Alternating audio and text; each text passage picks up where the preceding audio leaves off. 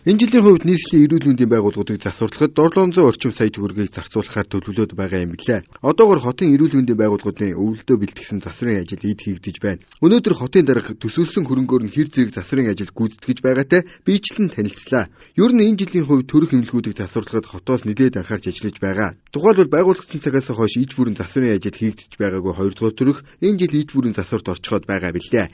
Нийслэлийн хамгийн олон хүн амтай дүүргийн иргэдэд үйлчлдэг тус амарчих газрыг засвардахад энэ жил 70 орчим сая төгрөгийг төсвөлөд байгаа гэсэн. Гэхдээ энэ төсөвт суугаагүй засварын зарим ажил байжээ.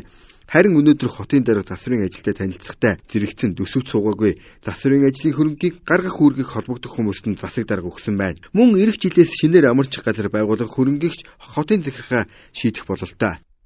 Нийс Улаанбаатар хотын хэмжээнд одоо жилээс жил төрөлд маш их нэмэгдэж байгаа. За өнгөрсөн оны байдлаар 18,000 одоо 500-аад хүн төржсэн, тийм хүүхд төржсэн бол одоо баг ихний байдлаар одоо 12-3 мянган одоо төрчээд байгаа шүү дээ. Тэгэхээр эн чинь одоо нэмэгдэж байна гэсэн. Тийм учраас бол яаралтай заашгүй төрхийн ажил, төрхийн эмнэлгийн асуудлыг шийдэх хэрэгтэй гэж бодож байна. Өнөөдөр бас энэ 2 дугаар эмнэлгийн байдлаа хянаж явахдаа энэ ч төрөх барьчих маш их боломж байна.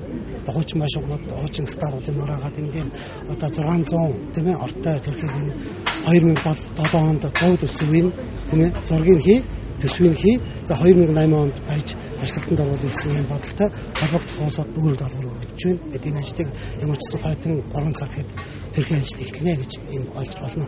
Ер нь жил ирэх тусам төрөлд нэмэгдэж байгаа гэсэн судалгааг нийслэлийн эрүүл мэндийн байгууллагаас гаргажээ. Ямар ч тач хотын дарга эх жилийн 4 сард шинээр баригдах 600 ортой амарчих газрын барилгын ажил эхэлнэ гэж амлалаа. Эх жил болох төрийн түвшийг сонгох сонгуулийн өмнөх шоу юу эсвэл хотын иргэдээ бодсон засаг даргын амлалтаа гэдгийг цаг хугацаа харуулгал үлдэж байх шиг байна. Мэдээллийг Батсар хүргэлээ.